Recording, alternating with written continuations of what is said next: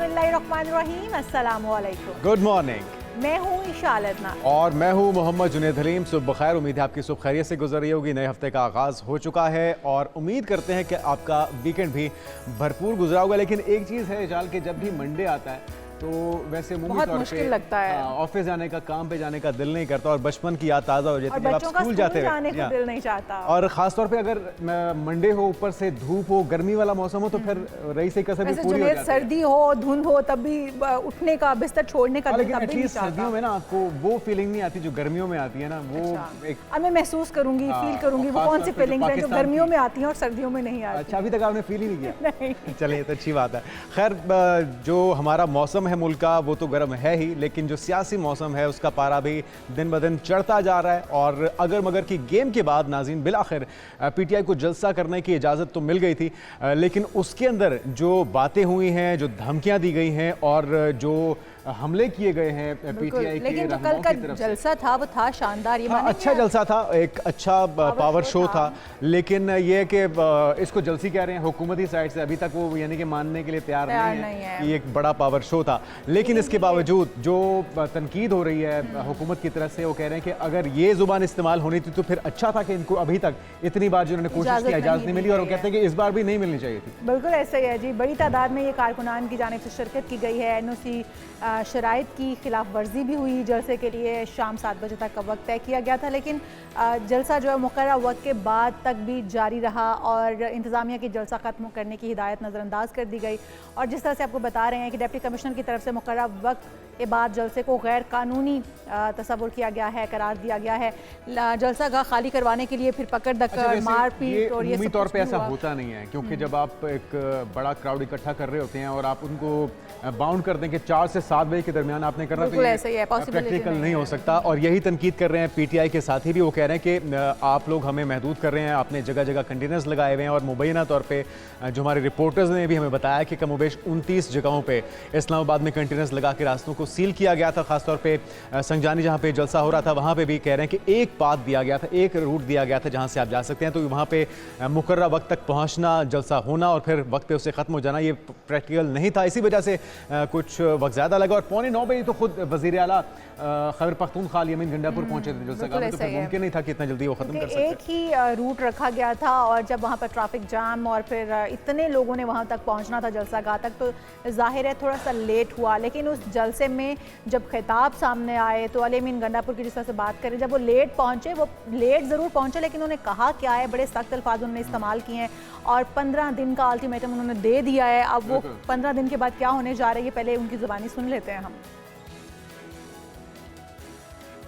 पूरे पाकिस्तान से यहाँ पर मौजूद और पूरी दुनिया में इमरान खान के चाहने वालों सबको अस्सलाम वालेकुम।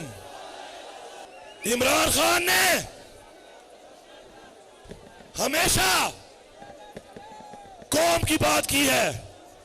इमरान खान ने हमेशा मुसलमानों की बात की है। कसम उठाओ कि हम सब ने अपने लीडर इमरान खान के लिए मरना भी है, लड़ना भी है, आखिरी हद तक लड़ना है। हमारा हजारों अरब रुपया लूटने के बाद एनआरओ कौन दे रहा है? एनआरओ देने वालों, तुम भी इस करप्शन में साथ शरीक हो। अच्छा, एक तो पहले ही आप ज़ेर अताब हैं, आप ये कहते हैं कि जो हमारे पर केसेस बन रहे हैं, हमारे पर सख्तियाँ हो रही हैं, हमें दीवार से लगाया जा रहा है, फिर इस तरह की ज़ुबान इस्तेमाल करेंगे तो फिर आपके लिए यकीनी तौर पे मज़ीद मसाइल पैदा हो सकते हैं। और फिर ये भी एक सवाल पैदा होता है कि आप इमरान खान के दोस्त हैं या दुश्मन, क्योंकि इस तरह की ज़ुबान से तो उनके लिए मसाइल मज़ीद बढ़ेंगे। साथ में अगर बात की जाए हुकूमती कैंप्स की, तो वहाँ पर भी मुसलसल तनकीद हो रही है। वो कह रहे हैं कि जलसी थी और ट्वीट भी किया मरियम औरंगज़ेब ने। बिल्कुल, वो कहते हैं 9 मई के मुजरिमों की असल हकीकत यही है। और फिर अगर जिस तरह से धमकियाँ और जिस तरह ज़बान इस्तेमाल की जा रही है तो आने वाले दिनों में 9 मई से बड़ा वाक़या भी सामने आ सकता है। तो ये जिस तरह से जुनैद भी कह रहे हैं कि ये अल्फाज जो है मुश्किलात क्रिएट किसके लिए करते हैं? इमरान खान के लिए। तो मरियम औरंगज़ेब ने या फिर किसने क्या कहा है उन्होंने कहा, ट्वीट की उन्होंने कहा कि गैरतमंद पठान अपनी माओ, बहनों और बेटियों से इस तरह मुखातिब नहीं होते। बानी पीटिया ने इस तरह के लोगों को परवान चढ़ाया और इसी गलीज़ जहनियत ने मुल्क और सियासत को गंदा किया है। साथ में उन्होंने ये भी लिखा है कि यही गलीज़ जहनियत नौजवान नस्ल को गुमराह करना चाहती है, जो इस गलीज़ और घटिया जहनीत को सपोर्ट करें, वो भी ऐसे ही लोग होंगे और लोग माशरे की गलाजत के ज़िम्मेदार हैं। ये मरियम औरंगज़ेब ने लिखा, क्योंकि जो गुफ्तगू की गई है अली अमीन गंडापुर साहब की तरफ से, और ये पहली बार नहीं है, वो पहले भी मरियम नवाज़ के ऊपर हमले करते रहे हैं। और इसके साथ साथ अदा तारा ने भी जो बयान दिया है इस जलसे को लेके, उनका क्या कहना था वो भी सुन लीजिए। रोड वाले एंट्रेंस है, वहाँ पे भी कोई कंटेनर नहीं है और ट्रैफिक मामूल के मुताबिक है। तो मुझे समझ नहीं आ रही कि वो लाखों लोग जिन्होंने आज इनकलाब बर्पा करना था, वो कहाँ चले गए। वो कहीं और किसी और मुल्क में कर रहे हैं, वो किसी और मकाम पे कर रहे हैं, क्योंकि पंजाब में भी जो हमने अभी रिपोर्ट ली है और इस्लामाबाद में भी ट्रैफिक मामूल के मुताबिक है और लोग निकले हुए हैं, मामूलात ज़िंदगी वैसे ही चल रहे हैं जैसे चलते होते हैं। तो वो लाखों लोग जिन्होंने समंदर की शक्ल में निकलना था, वो कहीं नज़र नहीं आ रहे। हाँ, एक मामूल के मुताबिक एक जलसा होगा जो होना भी चाहिए, जमहूरी हक है, और इन बाकी इंतजामिया ने इनको जो टाइम दिया उसके मुताबिक वो होना चाहिए। मगर मैं ये समझने से कासिर हूँ कि जलसे की नाकामी को छुपाने के लिए जो ट्वीट्स की जा रही हैं, किसी और मुल्क की फुटेज चलाई जा रही है, इंडियन पंजाब की ट्रैक्टर वाली रैली की फुटेज लगा दी, 14 अगस्त की एक रैली की लगा दी, मारगला रोड वाले एंट्रेंस है, वहाँ पे भी कोई कंटेनर नहीं है। हुमायूं महमद साहब भी मौजूद हैं, पीटीआई के रहनुमा हैं, उनसे हम इस हवाले से कुछ मौक़िफ़ भी जानेंगे कि जिस तरह से हुकूमत की जानिब से इस जलसे के ऊपर तनकीद की जा रही है और फिर पीटीआई की जानिब से बड़े दावे किए जा रहे हैं कि 15 दिन का अल्टीमेटम भी दे दिया गया है। तो हम उन्हीं से क्यों ना जान लें जुनैद के आने वाले दिनों में क्या होने वाला है, पीटीआई की हिकमत अमली क्या होने जा रही है इस जलसे के बाद। सेनेटर साहब, ये जो गुफ्तगू हुई है गुज़श्ता रोज़, हम इस चीज़ को अभी बात नहीं करते कि कितने लोग थे, कितना बड़ा ये पावर शो था, लेकिन जो धमकियां दी जा रही हैं कि अगर 10 से 15 दिनों में उन्हें कानूनी तौर पे ना छोड़ा गया तो फिर अपने तरीके से छुड़वा लेंगे, किसी सूबे के वज़ीर आला को आप समझते हैं ज़ेब देता है ऐसा बयान देना?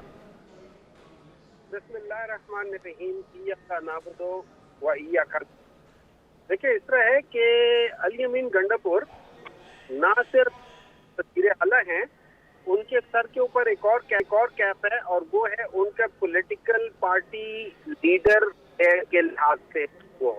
अब आप ये याद रखिए कि जो सुप्रीम कोर्ट ने पास कर दिया अमेंडमेंट, नैब के अमेंडमेंट बिल में, उसके लिहाज से इमरान खान के ऊपर ये दोनों केसेस ना तोशाखाना बनता है और ना 190 मिलियन पाउंड बनता है। ठीक है, ये उसका 190 मिलियन पाउंड तो शिक 4 के अंदर खत्म हो जाता है, जो उसका सेक्शन 4 है, और इसी तरीके से तोशाखाना ऑलरेडी है। बाकी उनके ऊपर कुछ केसेस नहीं है, तो उसूलन उनको रिहा कर देना चाहिए। अब अगर आप जबरन किसी को करेंगे तो उनके फॉलोअर्स ऑब्वियसली वो आपके ऊपर क्या करेंगे, आपको टोस्ट खिलाएंगे, मक्खन खिलाएंगे, या आपको क्या करेंगे? हुमायूं साहब, ये तो फिर उकसाना एक तरह से हो गया। ये तो हम भी मानते हैं, आप भी ठीक कह रहे हैं कि उन्हें निकल आना चाहिए, उनके ऊपर से केसेस अब खत्म हो जाने चाहिए। जब आप इतना, मुझे एक बात बताएं, जब किसी के ऊपर इतना जुल्म हो रहा हो, किसी चीज के ऊपर इतना जुल्म हो रहा हो, तो आप उस जुल्म के लिए खामोश रहोगे क्या सारी जिंदगी? क्या आप बिल्कुल ही वो हो जाओगे कि क्या कहना है उसे, बिल्कुल ही गुलामाना जहन वाले हो जाओगे? आप अपने हक के लिए बाहर निकलोगे, अपने जायज हक के लिए, अपने पॉलिटिकल, अपने कॉन्स्टिट्यूशनल हक के लिए बाहर निकलोगे। अपने हक के लिए आवाज उठानी चाहिए। लेकिन हुमायूं साहब, एक तरफ आप कहते हैं कि मौजूदा हुकूमत बेबस है, इनसे हम बात नहीं करेंगे, हम एस्टैब्लिशमेंट से बात करेंगे क्योंकि इख्तियार उनके पास है। फिर उसी एस्टैब्लिशमेंट के ऊपर, उसी फौज और उसकी कमान के ऊपर अगर आप बराह रास्त हमले करेंगे, तनकीद करेंगे, तो फिर आप अपने लिए मुश्किलात खुद ही पैदा नहीं करेंगे?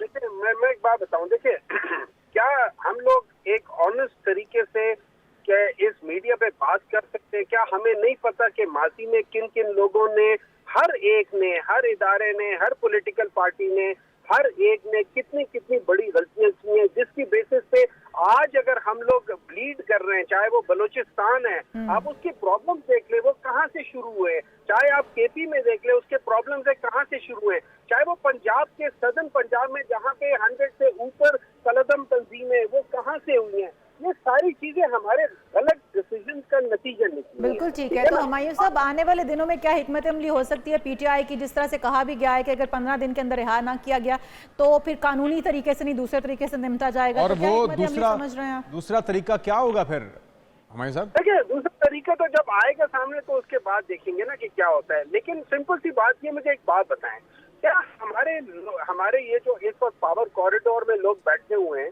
क्या उनको नजर नहीं आ रहा कि ये गलत हो रहा है? क्या वो इस गलत चीज को लेकर चलेंगे और वो ये समझेंगे कि इसका आउटकम ठीक आएगा? क्या वो जिस तरीके से, अब ये याद रखें, हम लोगों के इन गलत चीजों की वजह से हम लोगों ने बहुत छोटे लेवल पे लोगों को अपने से एलियनेट किया, अपने पाकिस्तानियों को अपने से एलियनेट किया है। अगर हम लोग एक बहुत बड़े पॉलिटिकल पार्टी को एलियनेट करना शुरू कर दें तो फिर उसका क्या असर होगा? अच्छा ठीक है। वी आर एग्री कि गलत चीज को बर्दाश्त नहीं करना चाहिए, इसका सामना करना चाहिए और अपना मौक़िफ़ जो आपको सामने रखना चाहिए। लेकिन हमने जो सूरत हाल देखी है, इस वक्त जलसे की इजाज़त नहीं मिल रही थी और अब तो ये भी कहा जा रहा है कि लाहौर में भी जलसे होंगे, अगर इजाज़त ना भी दी गई, एनओसी ना भी मिली तो भी जलसे होंगे। मुझे एक बात बताएं, एक मिनट, अलाउ मी। देखिए, मैं एक सिंपल सवाल पूछता हूँ, आप लोगों से पूछता हूँ, और प्लीज बगैर डरे आप लोगों ने जवाब देना है और ईमानदारी से देना है। सवाल ये ईमानदारी से, आप मुझे कहती हैं कि जी मैं आपको इजाजत देती हूँ कि आप जल सकते हैं, अच्छा, उसके बाद फिर ये याद रखें, मैं यहाँ पे गवाह हूँ, मैं पिछले 24 साल से इस्लामाबाद में हूँ। आप मुझे एक रोड बता दें जो ब्लॉक ना हो, एक रोड बता दें। मैं आपको बताता हूँ, अगर हम मरी से आते हैं, ब्लॉकेड है बनी गाला के, वहां पे उसकी जरूरत क्या है? It is totally on the opposite direction. देखिए, फिर हुमायूं साहब, फिर आप भी एक ट्रैक रिकॉर्ड है ना, जिस तरह से आप लोगों ने वादा खिलाफियां की हैं, जहां पे जलसा डिसाइड हुआ था वहां पे आपने डी चौक के ऊपर जो तोड़फोड़ की, जो जलाओ घेराव हुआ, वो माजी का हिस्सा है। 9 मई भी है एक ट्रैक रिकॉर्ड में। अच्छा, मैं दोबारा तो जरा मौका दीजिएगा। अब्दुल सत्तार खान साहब ने हमें ज्वाइन किया, सीनियर सहाफ़ी भी हैं। अब्दुल सत्तार साहब, जिस तरह से सहाफ़ियों को भी लताड़ा गया, कहा गया कि सहाफ़ियों को भी नंगा करेंगे, और जिस तरह से बात की जा रही है कि पंजाब के अंदर आएंगे, मरियम नवाज के ऊपर भी जिस तरह की खवातीन के बारे में गुफ्तगू की गई, आपको लगता है कि किसी दुश्मन की जरूरत है पीटीआई को? तो पहले तो आप समझ लेना कि पीटीआई एक नई सियासत सामने आई है, वो है तसव्वुराती दुनिया में रहना। पीटीआई एक तसव्वुराती दुनिया में रहने वाली पार्टी, वो अपना सोशल मीडिया उनका मीडिया है, उनकी हर चीज अपनी है, उससे बाहर की चीज के बारे में वो कुछ भी कह सकते हैं कि हम उसको नहीं छोड़ेंगे। जब अपनी दुनिया बना ली जाए, जब अपनी तसव्वुराती दुनिया बना ली जाए, तो तसव्वुराती दुनिया में रात को 1 करोड़ बंदा था। अब वो तसव्वुराती दुनिया को आप चैलेंज नहीं कर सकते कि वो 1 करोड़ था या 1 लाख था या 1000 था। वो तसव्वुराती दुनिया है, तसव्वुराती दुनिया में वो रहते हैं, पिछले 2.5 साल से रह रहे। हर 3 घंटे बाद, 6 घंटे बाद इमरान आ रहा है, रात को आएगा, सुबह आएगा, आ रहा है। वो करण अर्जुन बना दिया, करण अर्जुन आएंगे, इमरान खान आएंगे। तो तसव्वुराती दुनिया में रहने वालों के साथ आपका वास्ता पड़ गया। अब वो तसव्वुराती दुनिया, या तो आप खुद भी, मीडिया भी, या दूसरे लोग जो कि पीटीआई में नहीं है, वो भी एक तसव्वुराती दुनिया में चले जाएं, तो तसव्वुराती दुनिया से मुकाबला हो सकता है। लेकिन जब एक तसव्वुराती दुनिया बन चुकी है पाकिस्तान में, उनके यहाँ हर रोज 12 घंटे में, 24 घंटे में इमरान खान आ रहा होता है। पिछले 2.5 साल में खान साहब, इसी तसव्वुराती दुनिया में रहने वालों ने 9 मई को जो किया वो आपके सामने है, और कल भी जितनी बड़ी बड़ी बातें की गई हैं वो यकीनी तौर पर रियासत को ललकारने वाली गुफ्तगू थी कि हम 15 रोज़ के अंदर ये कर दिखाएंगे और हम जो सहाफ़ियों को नंगा करेंगे। बहुत सारी ऐसी गुफ्तगू थी जो मेरे ख्याल में नहीं होनी चाहिए, किसी भी पार्टी के लीडरान को नहीं गुफ्तगू करनी चाहिए। यार, पिछले दिनों बांग्लादेश में बंगाली लड़कियों ने और ढाका यूनिवर्सिटी के स्टूडेंट्स ने शेख हसीना वाजिद की हुकूमत को उड़ा के रख दिया। मतलब शेख हसीना वाजिद के पास इतना टाइम नहीं था कि कपड़े बदल सके। वो जिन कपड़ों में थी उसी कपड़ों में उसे भागना पड़ा, इंडिया जाना पड़ा। अब आप देखें, अगर ऐसी बात है तो फिर आप 2.5 साल से यहाँ पे बढ़के मार रहे हैं, तो आप 2.5 साल पहले तो शहबाज शरीफ तो बहुत कमजोर तरीन प्राइम मिनिस्टर है, शेख हसीना बहुत मजबूत प्राइम मिनिस्टर थी। तो शेख हसीना मजबूत प्राइम मिनिस्टर को बांग्लादेश के रहने वालों ने उठा के बाहर फेंका। तो आप तो शहबाज शरीफ जो दुनिया का सबसे माड़ा तरीन वजीर आज़म है, आप उसको कुछ नहीं कर सके। तो बढ़ के जो मारता है ना, वो प्रैक्टिकल नहीं होता। वो बस यही कह रहा होता है 10 दिन बाद देखेंगे, 5 दिन बाद देखेंगे, 2 दिन बाद देखेंगे। आप भी देखते रहे, आप क्यों इस तरह करते हैं? ये इंतजामिया जो है इसका जवाब लेते हैं अब्दुल सत्तार साहब, हुमायूं साहब से। हुमायूं साहब, क्या वाकई सिर्फ बढ़के है और अमली तौर पे कुछ ऐसा होने वाला नहीं है? क्योंकि हमने माजी में भी देखा कि अली अहमद गंडापुर साहब जलसों में तो बड़ी बड़ी बातें करते हैं, लेकिन जब इजलास होते हैं तो फिर ये कहा जाता है कि जी वो बड़े भीगी बिल्ली बने हुए होते हैं मुबैना तौर पर, और अपनी बातें मनवाने के लिए, अपने मुतालबात के लिए वो जी हुजूरी करने पर भी तैयार होते हैं। देखिए जी, फर्स्ट ऑफ ऑल तो मुझे आवाज बिल्कुल नहीं आ रही थी कि नियाजी साहब क्या बातें कर रहे थे, तो इसलिए आई एम नॉट श्योर कि उन्होंने क्या बात की है। लेकिन coming back to your point, देखिए एक बात याद रखना, हमेशा एक बात याद रखना, आप लोगों के ऊपर, अच्छा जब कोई शख्स सहाफी की बात करता है तो उसमें से आप उन लोगों को कि जो कि बड़े सेम एलिमेंट से इन सहाफी, उनको आप भी प्लीज माइनस कर दिया करें। We never meant, nobody would ever meant for those people. लेकिन आपको भी पता है ऐसे सहाफी हैं जिन्होंने अपने भाइयों को, अपनी बहनों को, अपने बापों को, बच्चों को एक पॉलिटिकल पार्टी के साथ, चाहे वो पीटीआई हो या कोई हो, एक पॉलिटिकल पार्टी में उन्होंने उनको सीटें दिलाई होंगी, फिर वो वहाँ बैठ के तो ये हम उन सहाफी, उन लोगों की बात करते हैं, तो don't take it as a general sahafi, हम किसी का नाम नहीं ले सकते। अच्छा, लेकिन जो रवैया हम देख रहे हैं हुमायूं साहब, शेर अफजल मरवा साहब की एक फुटेज भी हम चला रहे हैं। एक तो कारकुनान आपस में भी लड़ते रहे कल के जलसे में, शेर अफजल मरवा साहब थप्पड़ मार रहे हैं अपने ही कारकुनान को। ये क्या रवैया है? पीटीआई की जो लीडरशिप है अगर इस तरह से बिहेव करेगी अपने कारकुनों के साथ, तो फिर कौन आपके साथ खड़ा होगा? देखिए एक बात बताओ, इस किस्म के बिहेवियर अपना कारकुन हो या किसी और का कारकुन हो, यार इस तरह का बिहेवियर किसी के साथ अच्छा नहीं लगता, इस तरह का बिहेवियर कभी अच्छा नहीं लगता। तो आई कैन नॉट जस्टिफाई कि इस किस्म की चीज है, उसके पीछे कोई भी वजह हो, देखिए कोई भी वजह हो, ये चीज नहीं होनी चाहिए। लेकिन that's not the point. The point is एक मुल्क के साथ ज्यादती हो रही है। और आप लोगों ने जो बातें की है ना, कि जैसे मरियम औरंगजेब कर रही है कि इनको, मुझे एक बात बताएं, वो किसका बेटा है जो लोगों को, बच्चों को स्कूल में जाके कहता है कि बच्चों करप्शन होती है? वो बच्चों को सिखा क्या रहा है? अच्छा, उसके बाद तारण साहब बताते हैं, मैं बताता हूँ बच्चों को क्या सिखा रहा है। तारण साहब के जो बड़े थे, आपको पता है उनके ऊपर क्या केस था? रिश्वत देने का केस था। बिल्कुल ठीक कह रहे हैं आप हुमायूं साहब। यही वो लोग हैं बच्चों को कहते हैं कि रिश्वत और करप्शन होती है, किया करो। ठीक कह रहे हैं आप हुमायूं साहब, बिल्कुल दुरुस्त फरमा रहे हैं आप। ये लोग कहते हैं कि ये बताना ठीक है, और इमरान खान जो सूर है वो उस हुमायूं साहब, लेकिन हम तो रवैयों की बात कर रहे हैं। आज हम बात कर रहे हैं हुमायूं साहब रवैयों की। जलसे में भी जो रवैया नजर आया, जिस तरह की गुफ्तगू नजर आई, हम ये बात करते हैं कि इस तरह की गुफ्तगू या इस तरह का रवैया इमरान खान के लिए मुश्किलात पैदा कर सकता है। और हमने पीछे भी देखा कि ऐसा ही होता आया है। इमरान खान उस चीज़ को फिर फेस करते हैं, भुगतते हैं। मैं वापस आऊंगी अब्दुल सत्तार खान साहब की तरफ। अब्दुल सत्तार साहब, आप क्या कहेंगे? जिस तरह का रवैया है, पीटीआई को मुश्किलात में मजीद डाल सकता है?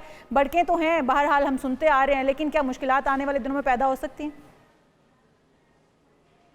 देखिए, इस तरह के रवैये को हमें समझ जाना चाहिए। ये कम अज कम जब से इमरान खान का हुकूमत खत्म हुई है, 2.5 साल हो गए मेरे ख्याल में। 2.5 साल में हमें समझ जाना चाहिए रवैये को। ये जो रवैया है, ये बिल्कुल ऐसा रवैया है जिस रवैये में पता नहीं, समझ नहीं आती हुकूमत घबरा क्यों जाती है, इंतजामिया घबरा क्यों जाती है। ये वो रवैया आपको समझ लेना चाहिए कि ये रवैया है एक ख्वाब देखा। अच्छा, लेकिन एक चीज मैं इसी सवाल के अंदर ऐड करना चाहूंगा खान साहब कि अगर हुकूमत को कोई परेशानी नहीं है या उनको लगता है कि इनकी मकबूलियत खत्म होती जा रही है, तो फिर ये बौखलाहट किस चीज़ की थी? 29 जगहों पे इस्लामाबाद को आपने कंटेनर लगा के ब्लॉक किया हुआ, शहरी जो इस्लामाबाद के हैं, पिंडी के हैं, वो भी उससे मुतासर हो रहे हैं। और इतनी बार पाबंदियों के बावजूद, इजाज़त ना मिलने के बावजूद भी अगर आप इस तरह से रास्ते रोकेंगे कि तो फिर एक तासुर तो मिलेगा कि अवाम उनके साथ है और आप इससे घबरा रहे हैं। यार, हुकूमत को चाहिए, हुकूमत एक मेच्योरिटी का नाम होता है कि मेच्योरिटी हो के आपको पता भी है कि उसके साथ लोग हैं, इमरान खान के साथ लोग हैं, तो इजाजत दे दिया करें कि यार आए जलसा करें। आपको पता भी है कि इमरान खान हो, पीटीआई हो, वो हुकूमत को हटा नहीं सकते। वो कोई मूवमेंट ऐसी चला नहीं सकते सड़कों पे, गलियों में, मुजाहरों के जरिए, जलसे को, जुलूसों के जरिए। तो आप उनको इजाजत दे दिया करें। हुकूमत की भी समझ नहीं आती, इंतजामिया की समझ नहीं आती कि आप रोक रहे होते हैं, पता नहीं क्या क़यामत आ जाएगी, कुछ भी नहीं आएगा।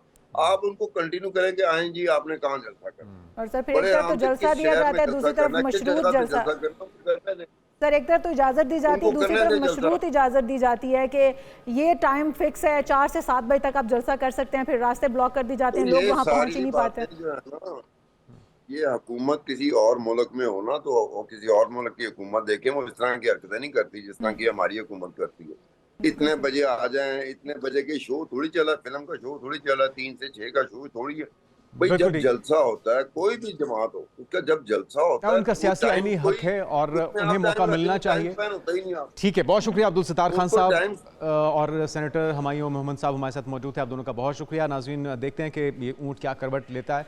अभी जो पीटीआई की तरफ से धमकी आई है कि अगर 10 से 15 दिन में उनके बानी पीटीआई को ना रिहा किया गया तो फिर एक तहरीक का आगाज़ होगा और उसके अंदर उनके इत्तेहादी, जिसमें महमूद खान अचकज़ई और दीगर जमातें भी हैं, वो भी उनका साथ देने के लिए तैयार हैं। आगे बढ़ते हैं और कुछ बात हो जाए तालीम पर होने वाले हमलों की।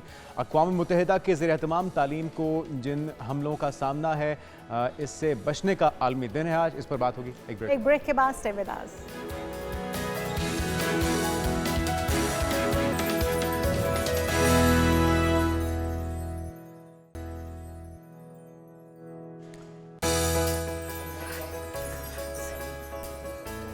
प्रोग्राम में एक बार फिर से आपको खुशामदीद कहेंगे। आज हम आलमी दिन मना रहे हैं। एजुकेशन पर होने वाले हमलों के हवाले से अक़वाम मुत्तहिदा के ज़ेर-ए-एहतमाम स्कूलों को हमलों से बचाने का ये आलमी दिन है। तालीम को हमलों से बचाने का ये आलमी दिन है। जिस तरह से हम बात करते हैं, बहुत सारे स्कूलों पर बहुत सारी जगहों पर अटैक्स होते हैं। बच्चों के लिए महफूज दरसगाह जो है वो उसका स्कूल होता है, उसका एजुकेशन का जो निज़ाम होता है वो होता है। तो हम उसी पर जब अटैक होते हुए देखते हैं, बहुत सारे बच्चे जो हैं वो तालीम से दूर होते चले जा रहे हैं। स्टूडेंट्स को निशाना बनाया जाता है, फिर उसके बाद टीचर्स को निशाना बनाया जाता है। तो इसको किस तरीके से हम प्रोटेक्ट कर सकते हैं, बच्चों को, तालीम को और असातिज़ा को, ये बहुत ज़रूरी है। तालीम के हक़ का फ़रोग़, तहफ़्फ़ुज़ और मुसल्लह तसादुम में तालीम को जारी रखने में सहूलत फ़राहम करना और फिर सेफ़ स्कूल्स डिक्लेरेशन के हवाले से आवाम को आगाही फ़राहम करना भी आज के दिन को मनाने का मकसद है। जबकि तालीम को हमलों से बचाने का बैनुल-अक़वामी दिन भी दुनिया भर में इसे सरकारी और गैर सरकारी सतह पर मनाया जाता है। किस तरह से महफूज बनाया जा सकता है तालीमी निज़ाम को, यूनिसेफ और यूनेस्को आलमी सतह पर इस दिन को मनाने में सहूलत फ़राहम करते हैं। और तालीम को हमलों से बचाने के आलमी दिन की मुनासबत से मुल्क भर में सरकारी और गैर सरकारी इदारों के ज़ेर-ए-एहतमाम मुख्तलिफ प्रोग्राम्स का भी इनेकाद किया जाता है। तो हमारे साथ मौजूद हैं एजुकेशनिस्ट हैं शाहिद वासी साहब। शाहिद साहब, आपको वेलकम कहेंगे पाकिस्तान मॉर्निंग में। आपकी बड़ी खदमात हैं इस शोबे के लिए, इसकी अबूत के लिए। ख़ास तौर पे अभी आज के दिन के हवाले से अगर बात की जाए, कितनी बड़ी तादाद है बच्चों की जो कि गैर महफूज है, जिन्हें थ्रेट्स का सामना है, मसाइल और मुश्किलात का सामना है तालीम के हुसूल में? अच्छा, बहुत शुक्रिया जुनैद आपका और विशाल आपका। सबसे पहले तो ये थोड़ा सा बैकग्राउंड समझ लें कि जो आज का दिन मनाया जा रहा है जी, ये क्या दिन है और इसकी ज़रूरत क्यों पेश आई है। इससे इस बात का भी अंदाज़ा होगा कि कितने लोग इससे जो है वो इफ़ेक्ट हो रहे हैं। तो बेसिकली ये जो डे मनाया जा रहा है ये 2020 से मनाया जा रहा है, 2020 से। और ये यूनाइटेड नेशन की 74 सेशन था जिसमें उसका रेजोल्यूशन 275 था, जिसके तहत कतर ने ये इनिशिएटिव लिया था। अच्छा। और उसके बाद इसको मंजूर किया गया और 2020 से अब तक जो है ये हर साल ये डे मनाया जाता है। दुनिया में 75 मिलियन के करीब आप कह लीजिए बच्चे हैं जो मुतासर हुए हैं इस तरह के अटैक से। मुतासरीन में से आप ये ले लीजिए। अच्छा, इस डे से पहले भी 2010 में एक और इंटरनेशनल ऑर्गेनाइजेशन है जिसका नाम है GCPEA, यानी कि ग्लोबल कोलिशन है to protect education from attack. इस ऑर्गेनाइजेशन की एडवोकेसी के नतीजे में ही 2015 में, जिस पे भी आपने जिक्र किया सेफ स्कूल डिक्लेरेशन का, तो 2015 में फिर ये सेफ स्कूल डिक्लेरेशन का मामला पेश आया। उसके बाद से इंटरनेशनल कॉन्फ्रेंस होती है सेफ स्कूल के हवाले से। तो आज के दिन हमारे ऑडियंस को ये जानना ज़रूरी है कि ये जो सारा इनिशिएटिव लिया गया है 2010 में, फिर 2015 में, फिर 2020 के में जो डे मनाया जा रहा है, ये इसलिए मनाया जा रहा है कि जो तालीमी इदारे हैं उन तालीमी इदारों में मुख्तलिफ तरह की वायलेशन होती है, जिसको आप ग्रेव वायलेशन में 6 वायलेशन को जिक्र किया जाता है। इसमें से एक वायलेशन तो ये है कि इन स्कूलों पे अटैक होते हैं, एक वायलेशन ये है कि ये मिलिट्री पर्पस के लिए यूज़ होते हैं और पनाहगज़ीनों के लिए तो इसमें इस तरह की जो वायलेशन है इसमें बहुत ज़्यादा इजाफा होना शुरू हुआ है 2019 से। अगर 2019 और 20 के दरमियान 1000 के करीब अगर आप कह लीजिए कि अटैक होते थे, तो अब वो 5000 के करीब चले गए थे 2020-21 के अंदर।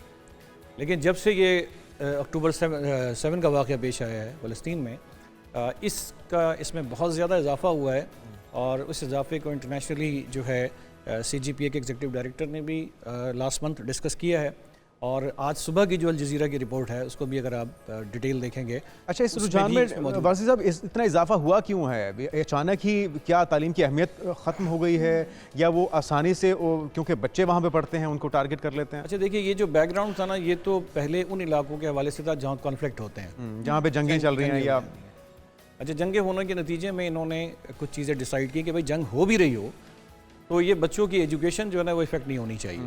तो इसका पर्पज़ ये था कि जिन इलाकों में अगर कॉन्फ्लिक्ट है भी तो उस कॉन्फ्लिक्ट के असरात स्टूडेंट्स पर नहीं पड़ने चाहिए, इसीलिए ये माहिदा किया जाता है, इसीलिए ये रेजोल्यूशन पास की जाती है। और ये सेफ स्कूल रेगुलेशन जो है ये 120 ममालिक ने इसको एंडोर्स किया हुआ है। इसका मतलब ये है में देखा स्कूलों पर ही अटैक हुए हैं। कहाँ? फ़लस्तीन में हमने स्पेशली देखा बच्चों के स्कूलों पर अटैक। फ़लस्तीन के तो अटैक इतने हैं कि 2015 से 2019 के दौरान दुनिया में जितने अटैक नहीं हुए उतने पिछले एक साल में उससे ज़्यादा फ़लस्तीन में हुए। उसका अंदाज़ा आप इससे लगा लीजिए कि 2015 से 2019 तक जो दुनिया में अटैक टोटल हुए हैं वो 25,000 बच्चे से कह लीजिए कि इफ़ेक्ट हुए होंगे, सॉरी 25,000 के करीब है। सिर्फ फ़लस्तीन में जो GCCA की रिपोर्ट भी है और सुबह की रिपोर्ट भी है उसमें 10,000 के करीब स्टूडेंट्स की डेथ हो चुकी है। 25,000 बच्चों की डेथ में 10,000 स्टूडेंट्स की डेथ हो चुकी है, 397 टीचर्स की डेथ हो चुकी है, 90% स्कूल जो हैं वो डिस्ट्रॉय हो चुके हैं। 90%। शुरू में ये मसला डिस्कस होता था, सूडान के क्राइसिस थे, यमन के क्राइसिस थे, कांगो के क्राइसिस थे, और भी ममालिक के क्राइसिस में डिस्कस होता था। लेकिन पिछले एक साल से जो कुछ हो रहा है उसके लिए यूनाइटेड नेशन भी कह रहा है और दीगर भी लोग कह रहे हैं कि ये इस नौइयत की वायलेशन पहले जो है वो पहले कभी नहीं हुई, इन सारे लोग इंडोर्स करने के बावजूद। आज सूरत हाल ये है कि 6 लाख, ये मैं रिपोर्ट आपको ग्लोबल कोलिशन फॉर जो ऑर्गेनाइजेशन है पीस ये उसकी रिपोर्ट दे रहा हूँ। उसके मुताबिक इन बच्चों को जो अगस्त में जो इनरोल्ड थे फ़लस्तीन में वो 6,70,000 बच्चे थे तकरीबन जिनको स्कूल जाना था। इन बच्चों, बल्कि 6,25,000 बच्चे थे जिन्हें स्कूल जाना था। इनमें से 39,000 बच्चों को हाई स्कूल के एग्ज़ाम देने थे, इनमें से 58,000 बच्चों को क्लास 1 में जाना था। लेकिन ये बच्चे पिछले एक साल से स्कूल नहीं जा पा रहे। तो बहुत सारे इलाकों में तो ये भी है कि गुर्बत बहुत ज़्यादा है या फिर बच्चों को पढ़ाने का कॉन्सेप्ट नहीं है। उन इलाकों के लिए भी कोई फर्म्स या कोई इदारे ऐसा काम कर रहे हैं कि उन बच्चों को राग़िब किया जाए, उनके पेरेंट्स को राग़िब किया जाए। वहाँ पर ग़िज़ाई किल्लत है, वहाँ पर वैसे ही पढ़ाई के मतलब आपको खाने पीने के लिए मुयस्सर नहीं है तो आप क्या पढ़ेंगे। तो वहाँ पर भी पाकिस्तान की मिसाल ले लेते हैं, बाकी दुनिया की गुर्बत को छोड़ देते हैं।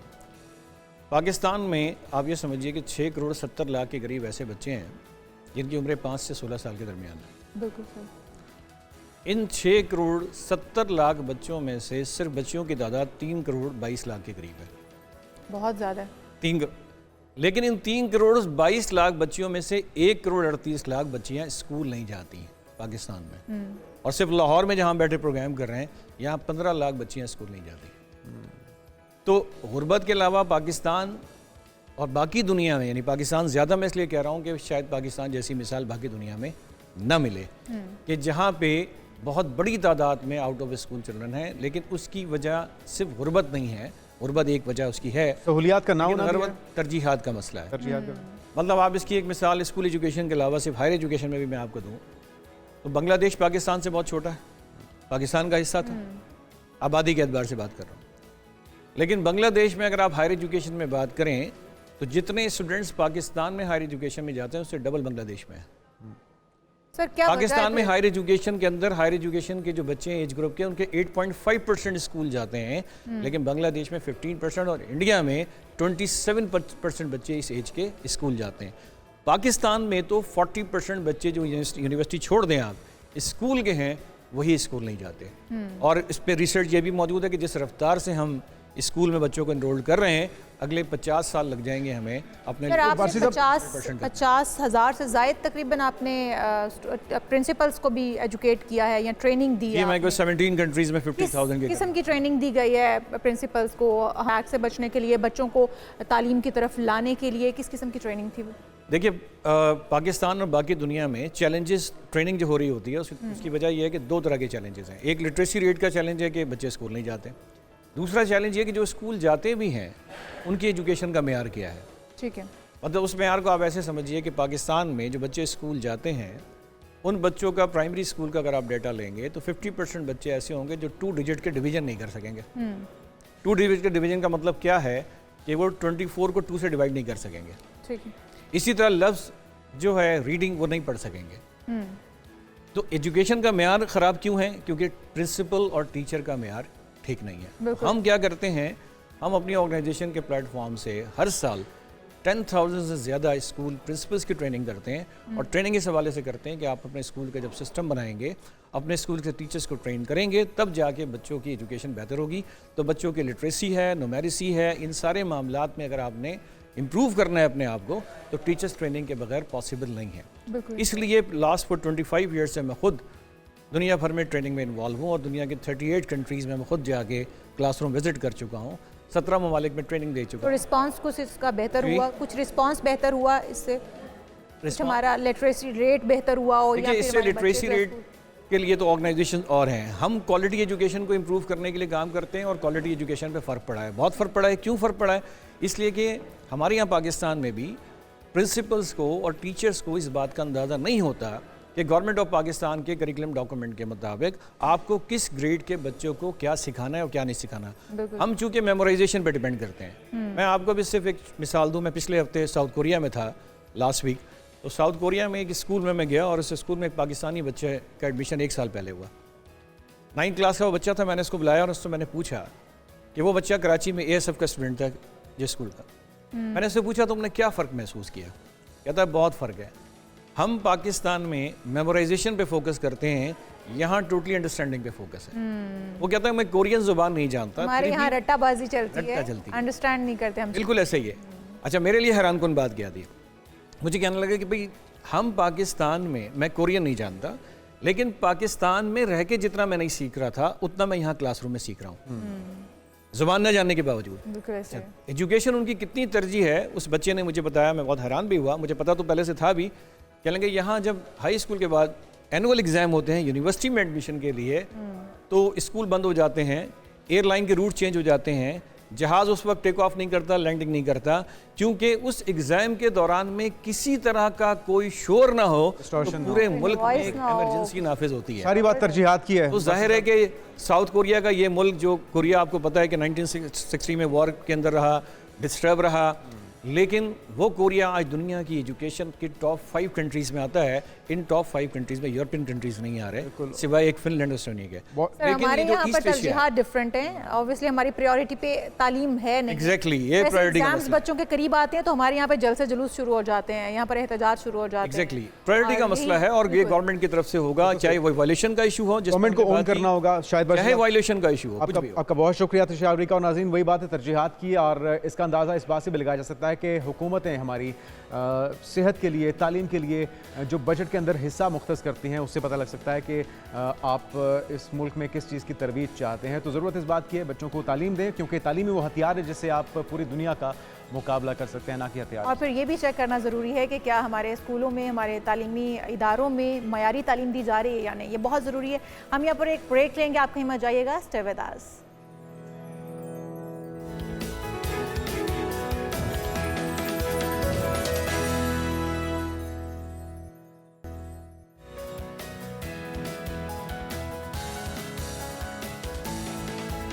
आपको कहेंगे खुशामदीद। और अमरीकी इंतखाबात की सदारती इलेक्शन की आमद है, और उसके अंदर कुछ तुंदो तेज़ बयानात भी आ रहे हैं, कुछ हिमायतों की तब्दीली का भी जो चेंजेस हैं वो देखने में आ रही हैं। साबिक नायब अमरीकी सदर डिक चेनी की तरफ से और उनकी बेटी की तरफ से एक प्रोग्राम में इंटरव्यू दिया गया, और उन्होंने वाज़ेह तौर पर कहा है कि उनके जो वालिद हैं यानी कि डिक चेनी, वो डेमोक्रेटिक उम्मीदवार कमला हैरिस की हिमायत का ऐलान कर चुके हैं और उन्हीं को वोट देंगे। तो ऐसे मौके पर जब इंतखाबात की आमद है, क्या ये डोनाल्ड ट्रंप के लिए एक धचका साबित हो सकता है? क्या होने वाला है, क्या मुमकिनात हैं? साजिद तारा साहब रिपब्लिकन रहनुमा हमारे साथ मौजूद हैं। साजिद साहब, आपको वेलकम कहेंगे पाकिस्तान मॉर्निंग में।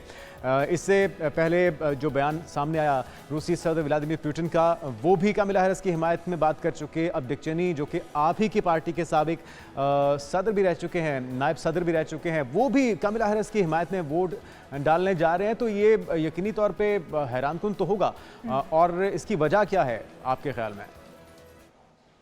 मैं इस पे आपको बताना ये चाहूंगा कि इस वक्त डोनाल्ड ट्रंप साहब को पहले भी ना जॉर्ज बुश जूनियर, ना ही मिट रॉमनी, और इस तरह के कई रिपब्लिकन हैं, डिक चेनी जैसे, क्रिस क्रिस्टी जैसे, जो कि सपोर्ट नहीं करते। और लिज चेनी अपने पूरे 4 साल जब डोनाल्ड ट्रंप साहब प्रेसिडेंट थे तो लिज चेनी हमेशा उनके खिलाफ वोट डालती रही है। तो दर हकीकत पार्टी के अंदर भी काफी लोग ऐसे थे जो डोनाल्ड ट्रंप साहब को सपोर्ट नहीं करते थे। बल्कि मैं आपके देखने वालों को ये बताना चाहूंगा कि यहाँ पे एक टर्म इस्तेमाल की जाती है, rhinos, Republicans in the name only. तो इस तरह के कई रिपब्लिकन मौजूद हैं इस वक्त अमेरिका के अंदर जो कि डोनाल्ड साहब को सपोर्ट नहीं करते। लेकिन एक अमूमी सोच साजिद साहब ये पाई जाती है कि जो डिवीजन पैदा की है, जो एक इंतहा पसंदी पैदा की है डोनाल्ड ट्रंप ने, इसकी वजह से उनकी मुखालफत में इजाफा हुआ है। आप एग्री करेंगे इससे? नहीं, मैं इससे एग्री नहीं करूंगा, बल्कि ये जो एक प्रोपेगेंडा है, ये सिर्फ लेफ्ट विंग मीडिया एंटरप्राइज जिस तरह के CNN है वो ट्विस्ट करता है कि डोनाल्ड ट्रंप साहब एंटी इमिग्रेशन है, एंटी मुस्लिम है।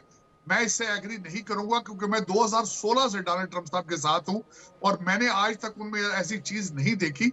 दोनों पार्टीज के अंदर है। जिस तरह आप रॉबर्ट कैनेडी इस वक्त देखें, जो कि डेमोक्रेट पार्टी और उसके बाद इंडिपेंडेंट रहे हैं, उन्होंने डेमोक्रेट पार्टी छोड़कर डोनाल्ड ट्रंप साहब को इंडोर्स किया है। लेकिन साजिद साहब डिक चेनी ये भी कहते हैं कि डोनाल्ड ट्रंप बहुत बड़ा खतरा है अमेरिका के लिए, और जिस तरह से हम देख रहे हैं कमला हैरिस की मकबूलियत में भी इजाफा हो रहा है उनके ज्वाइन करने के बाद या उनकी हिमायत के बाद, तो समझते हैं कि डोनाल्ड ट्रंप को इससे बड़ा धचका लगेगा, उनके ऊपर कोई असर पड़ेगा इससे? बिल्कुल मैं ऐसे नहीं समझता हूं, क्योंकि 2016 के अंदर भी बिल्कुल इसी तरह के वाकयात मौजूद थे। जब आप ऑन ग्राउंड रियलिटी देखते थे, जब आप फॉरेन पॉलिसी देखते थे, तो लगता था कि जैसे डोनाल्ड ट्रंप साहब इलेक्शन नहीं जीत पाएंगे, हिलरी क्लिंटन जीतेंगी। लेकिन जब आप CNN देखते थे तो वो समझते थे कि हिलरी जीत चुकी हैं। आज भी अगर देखा जाए तो media enterprise, left wing media जो है वो यही कह रहा है कि कमला हैरिस इलेक्शन जीतेगी। लेकिन अगर देखें ऑन ग्राउंड रियलिटी, अगर देखा जाए, इन्फ्लेशन देखा जाए, बॉर्डर के हालात देखे जाए, दुनिया के अंदर जो फॉरेन पॉलिसी है, गाजा चल रहा है, यूक्रेन चल रहा है, तो लग नहीं रहा कि किसी हालत में भी कमला हैरिस या कोई भी डेमोक्रेट पार्टी का कैंडिडेट जो है वो इलेक्शन जीतने की सकत रखता है। तो आप क्या समझते हैं फिर डोनाल्ड ट्रंप की जीत होगी, फतह उनके नाम होगी, लेकिन जिस तरह आपने कहा कि ग्राउंड रियलिटी तो डोनाल्ड ट्रंप के हक में है, कमला हैरिस जो है वो सिर्फ दिखाया जा रहा है कि उनके हक में है, तमाम हिमायती भी और वोटर्स भी, सपोर्टर्स भी उनके साथ हैं, तो क्या जीत जो है वो डोनाल्ड ट्रंप के नाम हो जाएगी? उसके बाद उनकी पॉलिसीज क्या होंगी? मैं डेफिनेटली एग्री करूंगा आपकी इस बात से, क्योंकि इस वक्त देखा जाए तो सिर्फ CNN और लेफ्ट विंग मीडिया एंटरप्राइज जो है वो इस वक्त शील्ड कर रहा है। वो कमला हैरिस को प्रमोट कर रहा है जिस तरीके से वो पहले हिलरी क्लिंटन को प्रमोट करता था। लेकिन जो इस वक्त हालात हैं दुनिया के, उसमें कोई भी, ये मैं नहीं कहूंगा सिर्फ कमला हैरिस ही, कोई भी डेमोक्रेट कैंडिडेट जो है वो इलेक्शन जीत नहीं सकता, क्योंकि इस वक्त हालात जो, जिस तरह आप देखें काबुल के after the fall of Kabul अगर देखें तो जिस तरीके से बीजिंग और रशिया दोनों बिहेव कर रहे हैं, जो गैप एक है अमेरिका का, जो थोड़ा हुआ गैप जो फिल कर रहे हैं, उससे लगता नहीं है कि कोई भी डेमोक्रेट कैंडिडेट या कमला हैरिस इलेक्शन जीत पाएंगी। मैं ये नहीं समझता, और मैं बिल्कुल इस पे एग्री करूंगा। साजिद साहब, हर बार इलेक्शन में स्विंग स्टेट्स का जो 6 से 7 हैं उनका बड़ा अहम किरदार होता है। इस बार आपको क्या लगता है उनकी हिमायत किसके साथ होगी और उसकी वजह भी बताइएगा?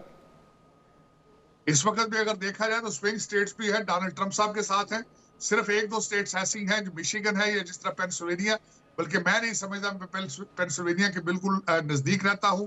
मुझे नहीं लगता कि इस वक्त कमला हैरिस वहां से जीत पाएंगी, लेकिन एक हाइप क्रिएट की जा रही है, पोल, मर्जी के पोल कराए जा रहे हैं, जिससे लगता है कि कमला हैरिस जो है वो इलेक्शन जीतेंगी। लेकिन जो मैंने जिस तरह आपको पहले कहा कि ऑन ग्राउंड रियलिटी उससे नजर नहीं आता कि कमला हैरिस। अच्छा साजिद साहब, आप, अगर मैं आपकी जाती राय जानना चाहूँ, आप यकीनी तौर पे डोनाल्ड ट्रंप के करीबी साथियों में से हैं और उन्हीं की हिमायत कर रहे हैं, भरपूर कैंपेन भी चलाई जा रही है, लेकिन आपको इस दौरान लगा हो कि ये चीज़ सबसे ज़्यादा रिपब्लिकन्स को, डोनाल्ड ट्रंप को मुतासर कर सकती है या डैमेज कर सकती है, जिससे खदशा है बहरहाल, वो क्या है आपकी नज़र में? मेरे ख्याल में इस वक्त अगर देखा जाए तो बराक ओबामा जो है पिछले 12 साल से एस्टेब्लिशमेंट को कंट्रोल कर रहे हैं, डीप स्टेट को कंट्रोल कर रहे हैं, department of justice, state department और पेंटागन को कंट्रोल कर रहे हैं। सबसे इस वक्त बड़ा खतरा वही है और अमेरिका के अंदर इलेक्शन जो लॉज हैं वो हर स्टेट के अलग अलग हैं। और पिछले इस वक्त अगर देखा जाए तो अमेरिका सीरियसली डिवाइडेड है। आधा अमेरिका आज भी समझता है कि 2020 के इलेक्शन भी उनसे चोरी किए गए थे। लोगों का इलेक्शन से इत्मीनान उठता जा रहा है। तो मैं सबसे बड़ी ये समझता हूं कि मेल इन वोटिंग जो है वो डोनाल्ड ट्रंप साहब के लिए सबसे बड़ा अच्छा बराक ओबामा की आपने कहा कि उनकी इन्फ्लुएंस, उनकी इन्वॉल्वमेंट है काफ़ी फैसला साजी के अंदर। इसकी वजह क्या है? क्या इसकी कोई माजी में मिसाल मिलती है कि साबिक सदर इतने ज़्यादा इन्वॉल्व हो इस्टेब्लिशमेंट के फैसलों में? दो चीजें इसमें बहुत ताकतवर हैं। देखें, एक तो बराक ओबामा ने आज तक वॉशिंगटन डीसी नहीं छोड़ा। वो जब से दूसरे से दूर कभी भी वॉशिंगटन डीसी में नहीं रहे, लेकिन बराक ओबामा आज भी वॉशिंगटन डीसी के अंदर मौजूद हैं। और दूसरी सबसे बड़ी वजह यह है कि अगर बाइडेन एडमिनिस्ट्रेशन की आज भी अगर कैबिनेट देखी जाए, जिस तरीके से टोनी बिल्कन है, उसमें जैक सुलिवन है, डिफेंस के सेक्रेटरी है, सारे के सारे डोनाल्ड ट्रंप साहब के एडवाइजर, बराक ओबामा के एडवाइजर रह चुके हैं। उनके करीबी साथी नजर आ रहे हैं। तो देखा जाए तो सारी कैबिनेट हैंड पिक्ड है ओबामा, और उन्हीं को रिपोर्ट कर रही है। आज देखा जाए तो बाइडेन जो है वो बिल्कुल जिस तरह उन्होंने खुद इलेक्शन से दस्तबरदार हुए हैं, अगर वो इलेक्शन लड़ने की सलाहियत नहीं रखते तो अमेरिका चलाने की सलाहियत किस तरह रखते होंगे। तो दर हकीकत आज भी अमेरिका जो है वो ओबामा ही चला रहे हैं और पिछले 50 साल। बिल्कुल ठीक है। साजिद तारिड़ साहब रिपब्लिकन रहनुमा हमारे साथ मौजूद थे। बहुत शुक्रिया सर आपका। वो तो कहते हैं कि ओबामा ही अभी तक जो है वो अमेरिका को चला रहे हैं और आने वाले दिनों में भी उन्हीं की वजह से जो है उनके फैसले बड़े असरअंदाज होंगे कि अभी तक वो फैसला साजी के अंदर कारफरमा है। देखते हैं कि जीत किसकी होगी। बहरहाल अभी तक हवा चलती दिखाई दे रही है। कामिला हैरिस के हक में जो हिमायत है वो बढ़ती हुई दिखाई दे रही है। हम मौसम की कुछ बात करते हैं। कराची का मौसम जो है वो बड़ा ही खूबसूरत हो गया है। सुहाना मौसम जिसको कहते हैं वो हो गया। गहरे बादलों का राज है और हमने देखा कि मौसम जो है वो कहा भी जा रहा है कि गर्म और मरतूब रहेगा। शहर कायद में बारिश का जो है वो बेइम्कान जाहिर किया जा रहा है। जी हाँ, कराची डायरी से क्या मौसम का अहवाल है और कितना खुशगवार हो चुका है मौसम? हमारी नुमाइंदा रबिया खान मौजूद हैं। रबिया, कहाँ पर मौजूद हैं? कितना खुशगवार हो चुका मौसम और उसके असरात क्या पड़ रहे हैं कराची के शहरियों के मिजाज पर? जी बिल्कुल, इस वक्त अगर हम बात करें तो मैं कराची में हिल पार्क में मौजूद हूँ और यहाँ पे मौसम जो है वो उसकी खूबसूरती का अंदाज़ा लगाया जा सकता है क्योंकि हरियाली जो है वो यहाँ बहुत ज़्यादा है। साथ साथ जो है वो मेरे अकब में आप देख सकते हैं कि बतखें जो है वो तैर रही हैं और मौसम खूबसूरत इसलिए है कि शहर में समुद्री हवा की रफ्तार में जो है वो इजाफा हो गया और बताया जा रहा है कि इस वक्त तकरीबन 20 से 22 किलोमीटर फी घंटा की रफ्तार से जनूब मगरबी सिमत से जो है वो हवाएं चल रही हैं। साथ ही सुबह से ही हम देख रहे हैं कि शहर के मुख्तलिफ इलाकों में कहीं हल्के और कहीं गहरे बादलों का राज है और महकमा मौसमियात का कहना है कि आज शाम या रात के औकात में और कल सुबह सवेरे शहर के मुख्तलिफ इलाकों में बूंदाबांदी भी हो सकती है। साथ साथ ठंडी हवाओं के बायस जो है वो ज़्यादा मौसम जो है वो खूबसूरत हो गया और दर्जा हरारत में भी कमी आई है और महकमा मौसमियात का कहना है कि आज शहर में ज़्यादा से ज़्यादा दर्जा हरारत 33 डिग्री रबिया, महकमा मौसमियात का क्या कहना है? कहीं बूंदाबांदी भी मुतवक्के है? बारिश भी हो सकती है क्या? जी बिल्कुल, महकमा मौसमियात का कहना है कि शहर में तेज़ बारिश का तो कोई इम्कान नहीं है। अलबत्ता सुबह सवेरे और रात के औकात में शहर के मुख्तलिफ इलाकों में बूंदाबांदी हो सकती है, लेकिन जो है वो ठंडी हवा के बायस और क्योंकि सूरज की जो तपिश है वो इस वक्त नहीं है तो मौसम जो है वो इसलिए ज़्यादा खूबसूरत लग रहा है और शहरी भी जो है वो मौसम को इंजॉय कर रहे हैं। जी ठीक है जी, जो शहरी हैं वो भी मौसम को एंजॉय कर रहे हैं और रबिया खान जिस तरह से बता रही हैं कि मौसम इतना खूबसूरत है और जब इस तरह का मौसम होता है तो शहरी सी व्यू का रुख करते हैं जो शहर कायद के रहने वाले हैं और रबिया के बैकग्राउंड में भी काफी खूबसूरत हम देख रहे हैं। बहुत खूबसूरत मंजर था, बहुत खूबसूरती दिखाई जा रही थी शहर कायद की और हम उम्मीद है कि हर पूरे पाकिस्तान का मौसम जो है वो अच्छा हो जाएगा ताकि मिजाज पर बहुत असर पड़ता है तो जो सियासी गर्मा गर्मी है वो भी थोड़ी इतदाल में आ जाएगी। बिल्कुल इतदाल में आ जाएगी। हम यहाँ पर एक ब्रेक लेंगे, आप कहीं मत जाइएगा। Stay with us.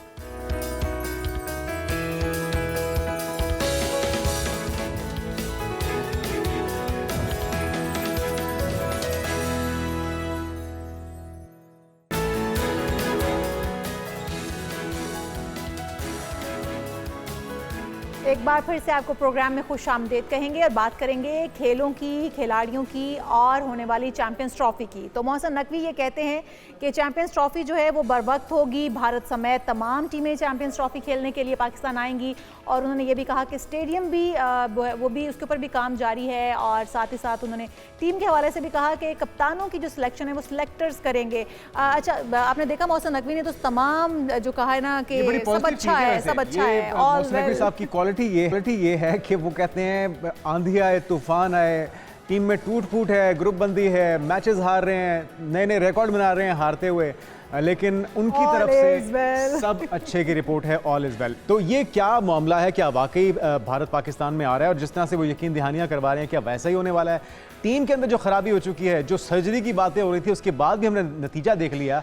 क्या इस बार टीम कोई रिजल्ट दे पाएगी या नहीं दे पाएगी? सैयद मोहम्मद अवैस क्रिकेट एक्सपर्ट हमारे साथ मौजूद हैं। अवैस भाई, आपको वेलकम कहेंगे पाकिस्तान मॉर्निंग में।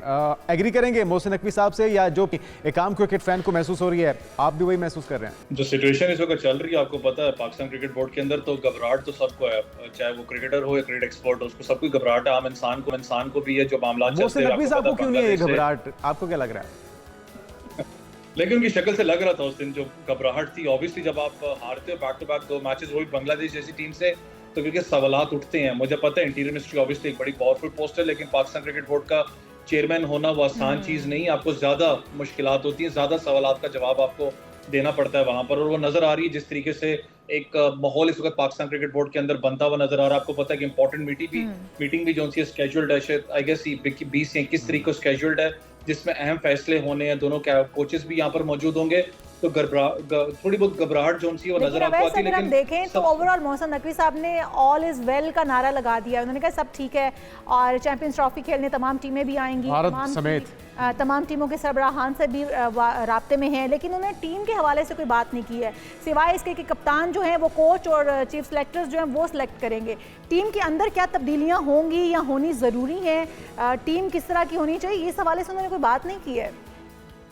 देखिए, चैंपियंस ट्रॉफी की थोड़ा सा अगर मैं बात करूं तो आपको पता है कि जिस वक्त एक तो उनके ऊपर बहुत बड़ी भारी जिम्मेदारी भी आ चुकी है, वो ईसीसी के प्रेसिडेंट भी मुंतखब हुए हैं, तो आपको पता है कि वो भी एक बहुत बड़ी जिम्मेदारी है, जहां पर वो पीसीबी के चेयरमैन है, फिर इंटीरियर मिनिस्टर हैं। 3 जॉब्स को कैसे लेके चलते हैं, एक चैलेंजिंग पोजीशन जरूर होगी। लेकिन पाकिस्तान का जो एक स्टांस रहा है वो बड़ा एक रिजिड रहा है, और रिजिड आपको रहना पड़ता है। मैं इसलिए अल्फाज यूज कर रहा हूँ कि आपको सख्त फैसला लेना पड़ता है कि पाकिस्तान इतनी इन्वेस्टमेंट कर रहा है, फिर केस स्टडीज आपके पास मौजूद है, बड़ी टीम्स यहाँ पर आके खेल चुकी हैं, तो आपको दुराए है नहीं इंडिया के पास कि हम यहाँ पाकिस्तान में आके खेलना नहीं चाहते। लॉबिंग आपकी बड़ी स्ट्रांग रहनी पड़ती है। देखें, जब तक टूर्नामेंट स्टार्ट नहीं होता, आपकी जो लाइजोनिंग है, लॉबिंग है डिफरेंट इंटरनेशनल क्रिकेट बोर्ड्स के साथ, वो किस तरीके से होती है, किस तरीके से आप उनके साथ क्लोजली अपना काम करते हो, वो बड़ा मैटर करता है आखिरी दिन तक। क्योंकि जे शाह आपको पता है वो मुंतखब हो रहा, 16 रुकनी मेंबर है आईसीसी। अगर हम बात करें मेंबर्स का, सिर्फ पाकिस्तान उसमें खामोशी से बैठा रहा, बाकी सब ने उनके हक में वोट दिया था। तो दैट मींस कि उनके ऊपर भी सबकी नजरें होंगी कि वो किस तरीके से लेके इस फैसले को चलते हैं। वैसे आपको पता है कि इस वक्त जो मिनिस्टर है इंडिया के, उनकी तरफ से तो एक पैगाम आ चुका है कि जब तक पाकिस्तान जो मामलात हैं, पॉलिटिकल और गवर्नमेंट के जो इश्यूज हैं, जब तक वो रिजॉल्व नहीं होंगे। अच्छा अवैस भाई, आपको लग रहा है कि मोहसिन नकवी साहब की जो तमाम तर तवज्जो है वो बुनियादी तौर पे इंतजामात पर लगी हुई है, जिस तरह से वो स्टेडियम्स की रेनोवेशन पे काम कर रहे हैं, दोबारा से उन्हें तैयार किया जा रहा है, क्योंकि मेरा आखिर पाकिस्तान ने होस्ट करना है चैंपियंस ट्रॉफी को, इस वजह से खेल मुतासिर हो रहा है, क्रिकेट मुतासिर हो रही है। तो फिर सवाल ये भी पैदा होता है कि जिन लोगों की जिम्मेदारी है खेल को बेहतर बनाने की, क्या वो अपनी जिम्मेदारी पूरी नहीं कर रहे फिर? देखिए, एडमिनिस्ट्रेटिव तौर पर अगर मैं कहूँ तो मोहसिन नकवी साहब तो बहुत जबरदस्त है। मुझे एक अच्छी चीज लगी थी एटलीस्ट के आइसोलेशन में तो हम रहे हैं बहुत अरसा। आपको पता है पाकिस्तान में क्रिकेट नहीं होती रही, लेकिन कम से कम हम लोगों ने अब जाके एक स्टेप उठाया कि हम लोगों ने रेनोवेशन स्टार्ट की स्टेडियम्स की। आपके स्टेडियम्स हकीकत बात है बहुत पीछे हैं, अगर दुनिया के स्टेडियम से बात करें। अच्छी चीज है कि एटलीस्ट कुछ ना कुछ काम हो रहा है। लेकिन पाकिस्तान क्रिकेट बोर्ड, मैंने कहा ना, एक सबसे बड़ा जो इश्यू इस वक्त है, आपको पता है चैंपियंस के नाम से आप एक टूर्नामेंट करें, अच्छी बात है कि वो, अगर मैं 90s की पैदाइश है, 90s में चले जाएं तो हमें एक ख्वाहिश होती थी कि यार सियालकोट स्टैलियंस के लिए खेलना है, फैसलाबाद वुल्स के लिए खेलना है, लेकिन आप रॉन्ग टाइम पे कर रहे हो। क्यों?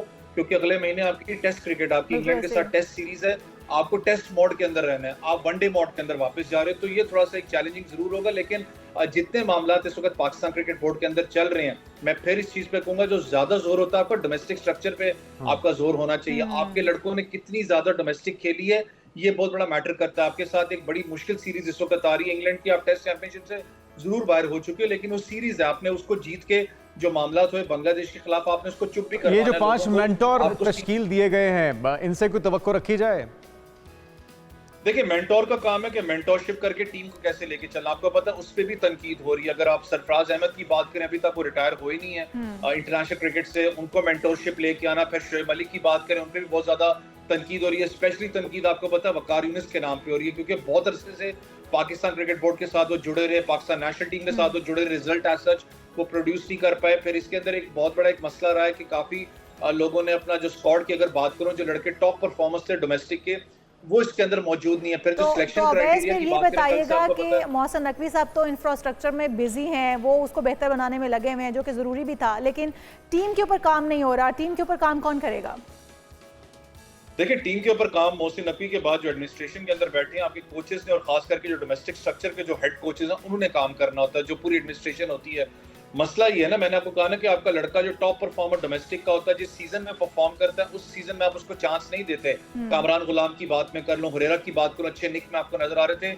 आप उस सीजन में उस लड़के को पिक करते हो पाकिस्तान टीम के लिए, जब वो परफॉर्म नहीं कर रहा था, ये ऑफ कलर होता है। फिर हम तनकीद करते हैं कि यार लड़का तो परफॉर्म नहीं करता, उसको पाकिस्तान टीम में क्यों लेके? इसका मतलब आप उसके कैरियर के साथ खेलते हो। सबसे बड़े जवाबदेह इस वक्त जो आपके डोमेस्टिक स्ट्रक्चर के तो करता धरता बैठे हैं वो है कि डोमेस्टिक के लड़के जो उनसे हैं, वो जो टॉप परफॉर्मर्स हैं, सही प्लेयर का सही वक्त पे सही जगह खिलाना, मुझे लग रहा है कि आप ये कह रहे हैं कि मसले का हल है। और चैलेंजेस बहुत से हैं, मुश्किल टीमों के साथ मैचेस भी हैं, और इस वक्त तवज्जो की ज़रूरत है, टीम के अंदर यूनिटी की ज़रूरत है, और टीम को परफॉर्म करना होगा अगर उन्हें सर्वाइव करना। बहुत शुक्रिया, क्रिकेट को भी प्रमोट बहुत शुक्रिया। सैयद मोहम्मद अवैस हमारे साथ मौजूद थे। और अब कुछ बात हो जाए टॉप ट्रेंड्स की, टॉप ट्रेंड्स की बात हो जाए, क्या क्या चीज़ें ट्रेंड में चल रही हैं और किस तरह का कंटेंट जो है वो टॉप ट्रेंड में चल रहा है। और जिस तरह से बात हम कर रहे थे, आप और मैं लगे हुए थे ज़ैनब और दुआ की बात करने की, किस तरह का कंटेंट अच्छा पॉजिटिव कंटेंट बनाया जा रहा है। अच्छा, जो हम बात कर रहे हैं ज़ैनब और दुआ की, कंटेंट ऐसा है, बहुत ही एक छोटी सी मुतवस्सी फैमिली है, और वो थोड़ा सा नॉलेज देने की कोशिश कर रहे हैं लोगों को अपने बच्चों के थ्रू, और बापर्दा फैमिली है, मिसेस भी हैं बीच में, फादर खुद भी हैं, उनके बच्चे भी इन्वॉल्व हैं इसके अंदर, और इस्लामी तालीमात से भरपूर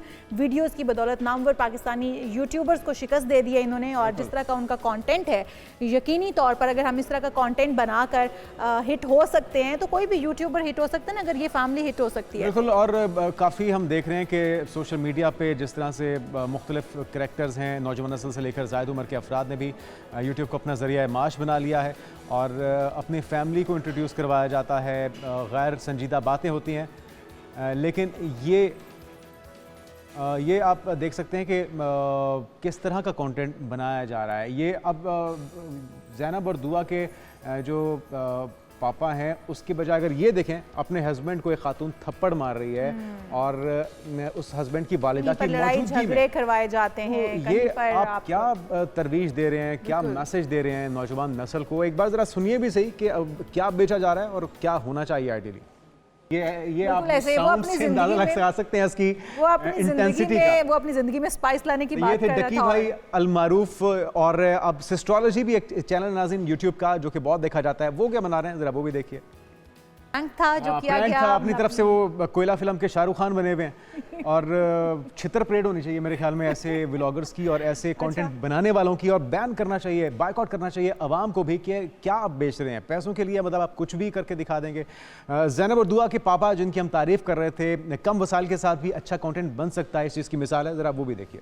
अच्छा, ये जो मैसेज है ना, बेसिकली कोई सीखने की बात हो, कोई पॉजिटिविटी हो, कोई बच्चों की तरबियत की बात हो, तो मेरे ख्याल में जिस तरह का उनके पास जितने वसाइल दिख रहे हैं बाजार इस वीडियो के अंदर, कम वसाइल के अंदर भी अच्छी चीज़ हो सकती है, तो आप बजाय इसके कि फजूलियात पे ही काम करें। ये तो एक बड़ी एंटरटेनिंग वीडियो थी। इसके अलावा जो तो उनकी बड़ी इस्लामी वीडियोज़ भी हैं जिसमें मैसेज दे रहे हैं बच्चों के लिए, बड़ों के लिए, तो बड़ी अच्छी स्टोरी जो है वो हमेशा देते हैं, बड़ा अच्छा मैसेज देते हैं इस वीडियो के अंदर। और हमने देखा कि जिस तरह जुनैद कह रहे हैं, कम के अंदर भी अच्छा कंटेंट दिया जा सकता है। तो ट्रेंड्स की हम बात करें शाल, तो ट्रेंड्स की एक्सपर्ट हमारे साथ मौजूद हैं नूर फातिमा, आपको एक बार फिर से वेलकम कहेंगे। Thank you so much. मैं तो आज मॉर्निंग पाकिस्तान की ना फुल बिल्कुल और बिल्कुल मैच कर रही हैं हमारे थीम के साथ। देखिए मुझे आप लोगों से कितनी मोहब्बत हो चुकी है, थैंक यू सो मच। हमें भी इतनी मोहब्बत है, तो बताइए कि अवाम को किससे मोहब्बत है, वो क्या देखते रहे सारे वीक में? आप लोग अभी of course you were talking about Zainab and all of this, ये चीज़ डिफाइन करती है कि जब आपका कंटेंट स्ट्रांग हो और आपकी ग्रिप हो उन चीज़ों चीज़ों के ऊपर जो आप वाकई में खुद से बिलीव करते हैं और आप उसी के ऊपर कंटेंट बनाएं तो वो it for sure resonates with people.